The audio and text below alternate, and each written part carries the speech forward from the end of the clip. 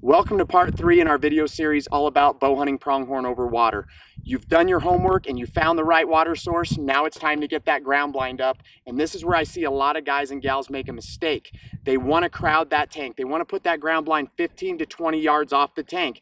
That's okay if you're in an area where you can blend that ground blind in. But as you can see, we are in an area where there's absolutely nothing. There's not a cactus, there's not a sagebrush, there's not one piece of old ranch equipment out here to blend this blind in. Back that blind off the tank, use a rangefinder, and I like to get 35, or in this case, 40 yards off the tank. You've practiced and shot all summer. Trust the fact that you can make that shot. Don't crowd those goats and get that blind back off the tank if you're in an area where there's no cover to blend that blind in. Another thing you want to make sure of when setting your ground blind on the prairie is to go to Walmart or another sporting goods store and get you some good heavy-duty tent stakes and a rubber mallet. Drive those tent stakes in with the rubber mallet. I appreciate the fact that Primos and Ameristep and the guys that make quality ground blinds provide stakes, but they're not near heavy duty enough.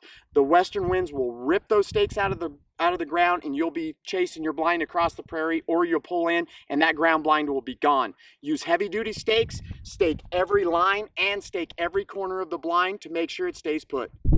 You're gonna have wind on the plains. You can probably hear it right now. We're getting some variable winds. Here's the thing, when you set your ground blind, just set it for the predicted or the predominant wind path in the area.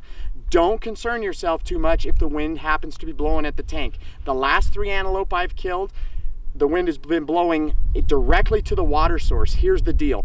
Even though there's not cattle on this particular tank or a lot of these tanks right now, there have been, and that smell of ammonia is still in the air. Plus, ranchers come in and check these tanks often. They're walking around, they're touching things, they're working on things, plus they're draining their bladder in the area as well. So, antelope are used to different smells around the tank. What I do is I situate my blind, trust that I've got a good quality blind that's gonna help contain my scent, and I run my ozonics unit.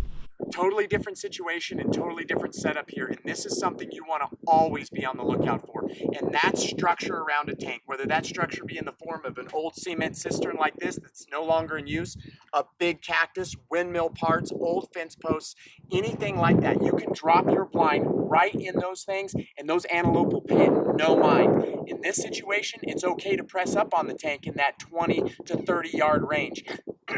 And not only that, regardless if you're sitting the blind weeks in advance or that same day, the antelope will pay it no mind. You can throw out the blind, jump in it, and be ready to go. Well, that's it. You guys are ready to go. All that's left to do now is head west, jump in a ground blind, and make a good shot on that pronghorn when he comes in. The tips and tactics in this video series will work if you put them to practice.